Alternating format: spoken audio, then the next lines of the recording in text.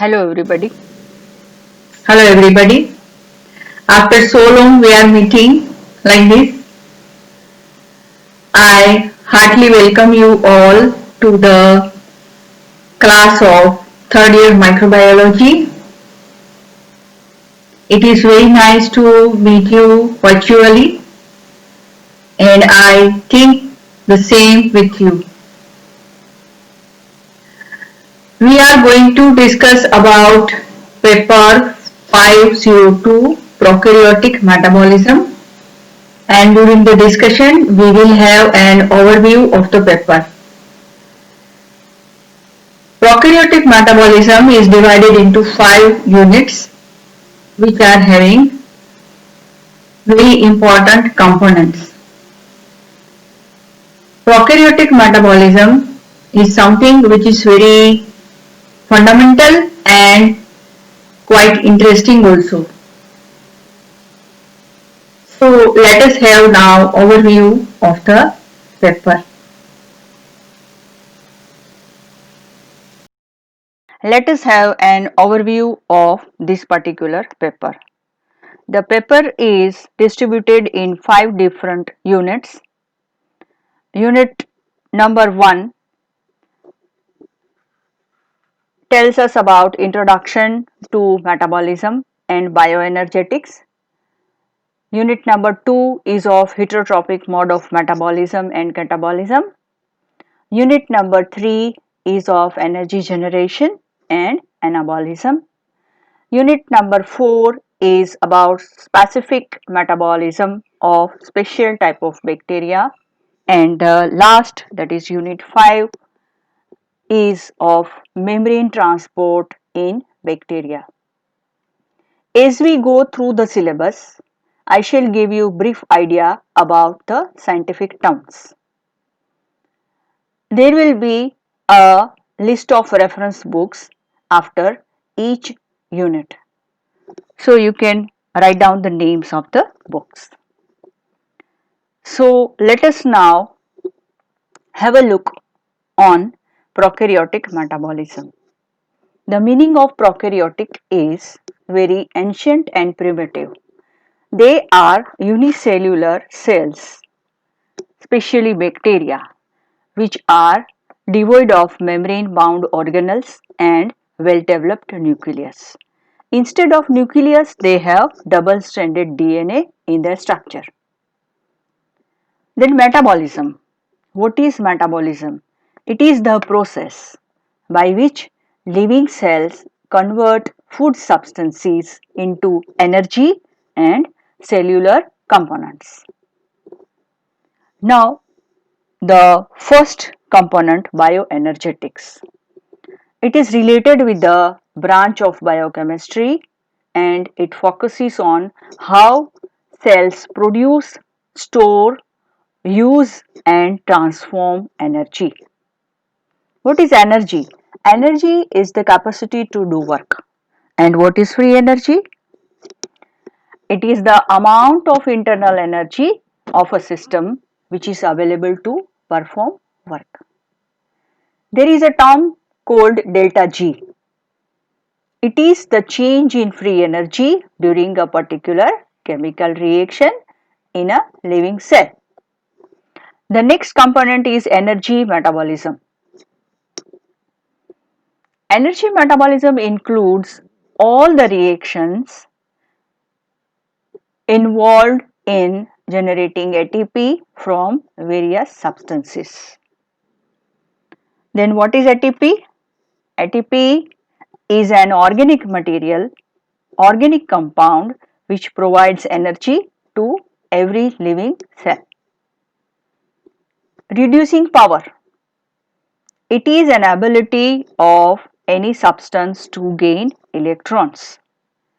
And because of reducing power in the substances, all the chemical reactions go on in living cells. Next component is non-regulatory enzymes. They are the enzymes which cannot be controlled by feedback. It also includes Michaelis-Menten equation. This equation is a well-known model of enzyme kinetics. It says about the relation of rate of reaction of an enzyme to the concentration of the substrate. And last component is of regulatory enzymes. These are the enzymes which can be controlled by feedback regulation. This is the set of reference books. Now we'll switch over to unit 2. It is heterotrophic mode of metabolism. Unit 2 is divided into 3 components A, B and C. Now let us have look on A, that is catabolism of carbohydrates. Catabolism is a set of metabolic pathways that break down molecules into smaller units to get energy. Now next component, glycolysis. Glycolysis is a pathway which converts glucose into pyruvate via different 10 steps. It releases energy in the form of ATP. It is also considered as the foundation of aerobic and anaerobic cellular respiration. Then comes PPP, pentose phosphate pathway. It is considered as amphibolic pathway. It is also parallel to glycolysis. It converts glucose 6-phosphate into pentoses and NADPH. Then comes ED pathway, Antener-Dundorf pathway. It is found in aerobic or anaerobic gram-negative bacteria. It is alternative to glycolysis and it converts hexoses into pyruvate. Next comes citric acid cycle, TCA cycle or Krebs cycle. It is divided into 8 different steps which harnesses the available chemical energy of acetyl-CoA into reducing power of NADH. And last one is glyoxylate cycle. This cycle uses acetate as an energy-rich compound and source of phosphoenol pyruvate for carbohydrate synthesis. Component B, catabolism of proteins and amino acids. It takes place by using various enzymes like decarboxylases, amino acid deaminases and amino acid transferases. It includes Stickland reaction. This reaction is generally found in Clostridia-like bacteria. It uses amino acid as source of energy and hydrogen donors and it carries out substrate level phosphorylation. Component C, catabolism of lipids. It is divided into 2 main pathways, oxidation of fatty acids and beta oxidation. Certain chemoorganotrophic bacteria carry out oxidation of fatty acids by using lipids as source of energy via certain reactions like hydrolysis, phosphorylation and oxidation. Now beta oxidation. Beta oxidation is the pathway which degrades fatty acid into end products like acetyl-CoA and acyl-CoA. This is the set of reference books. Now we will switch over to unit 3, energy generation and anabolism. ATP in the form of energy can be generated by different modes like oxidative phosphorylation and substrate level phosphorylation. Then comes ETC, electron transport chain. During respiration, electron transport chain operates. It starts with electron donor, it continues with electron carriers and it ends with electron acceptor.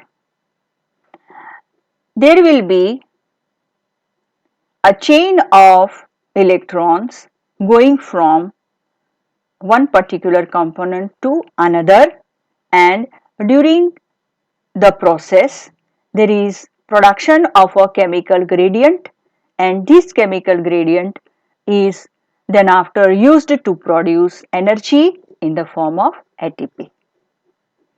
Next is anaerobic respiration.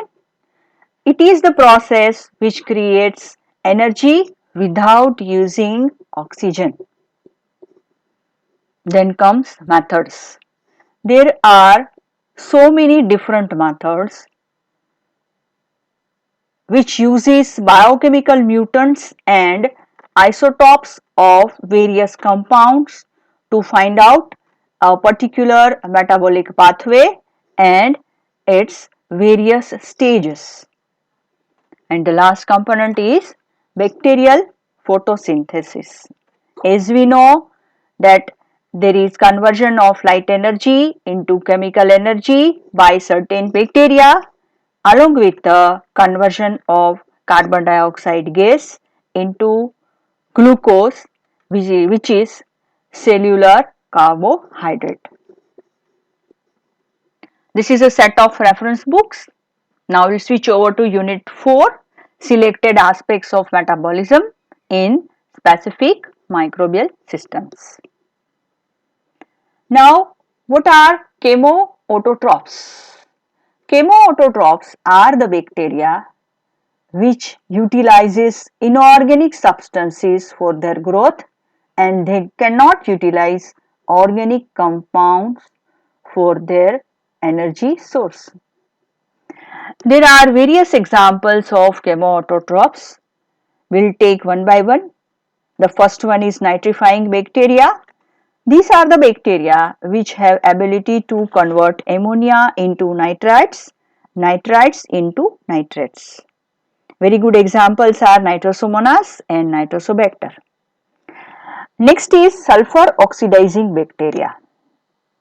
These bacteria oxidizes hydrogen sulfide into sulfur which will be stored in the cells and then it will undergo oxidation to produce sulfides. A very good example of sulfur oxidizer is Thiobacillus. Next is iron bacteria. Bacteria like Sphaerotellus natans, they oxidizes ferrous iron into ferric to get the energy from conversion of iron. Next is hydrogen bacteria. Hydrogen bacteria is the category of bacteria which has a special type of enzyme called hydrogenase, and with the help of hydrogenase they utilize hydrogen from the environment as an electron donor. Next is lactic acid bacteria. Certain gram-positive rods and cocci are able to produce lactate as a major fermentative product. There are two categories of lactic acid bacteria, homofermentative lactic acid bacteria and heterofermentative lactic acid bacteria. Then comes enteric group of bacteria. They are mainly gram negative and they are able to convert pyruvate into certain fermentative end products like propionate, butyrate, acetate and succinate. During the conversion of pyruvate to propionate, they prefer two different type of pathways, randomizing pathway and non-randomizing pathway. Next comes archaebacteria. They are very ancient bacteria, maybe gram positive or negative, aerobic or anaerobic. They prefer extreme environment for their growth and they are nutritionally very complex. We have taken two examples, methanogens, which are able to convert organic material into methane, and second example taken is Halobacterium. They are aerobic, chemoheterotrophic and they have complex type of nutrition. They require more amount of sodium chloride for their growth. They have a special cell membrane called bacteriorhodopsin which generates proton motive force. This is the set of reference books. Now the last unit, unit 5, membrane biology. What is membrane? It is called by the name cytoplasmic membrane or plasma membrane. It is the membrane that separates the interior of living cell from outside environment. There are so many membrane components which make up the cytoplasmic membrane. There may be different proteins, different carbohydrates, different lipids and their various combinations. A well-known model of cytoplasmic membrane is fluid mosaic membrane, which uh, make us understand that how cytoplasmic membrane is made. It is a lipid bilayer. Next is transport of small molecules. Transport of small solutes can happen by various processes like uniport, antiport, symport, simple diffusion and facilitated diffusion. Then comes active transport. Active transport is unidirectional and it requires energy in the form of ATP. The macromolecules can be transported in bacterial cell by various mechanisms like phagocytosis, pinocytosis and endocytosis. Passive transport of solutes does not require any energy. There is a specific transport in bacteria which involves so many different processes. The very first is mechanosensitive channels. These are the channels which will open when there is more amount of turgor pressure inside the bacterial cells, and at that time bacterial cell will allow outward and inward flow of certain ions like potassium, sodium and hydrogen ion. Then chemiosmotic driven transport. This transport involves production of proton motive force and its use by ATP synthesis to produce ATPs. Next is establishing ion gradients. It involves antiport of certain ions like sodium, potassium and hydrogen by F-type and P-type ATPases. Then comes ion transport. Bacteria require iron for working of cytochromes and sulfur ion proteins. The bacteria like Escherichia coli secretes a specialized structures called siderophores in the environment to catch ion from the environment. And the next is phosphotransferase system. It is the transport of carbohydrates by phosphorylation process. It is group translocation of carbohydrates which are energized by phosphoenol pyruvate. Next is quorum sensing. This particular transport is found in unicellular systems like bacteria. This is found in gram positive as well as in gram negative bacteria. They exchange the information by producing and receiving certain signaling molecules. And the last is signal transduction. This particular transport is found in multicellular organisms involving processes like endocrine, paracrine and autocrine signaling processes. There are two different types of molecules which take part in signaling, lipophilic and hydrophilic.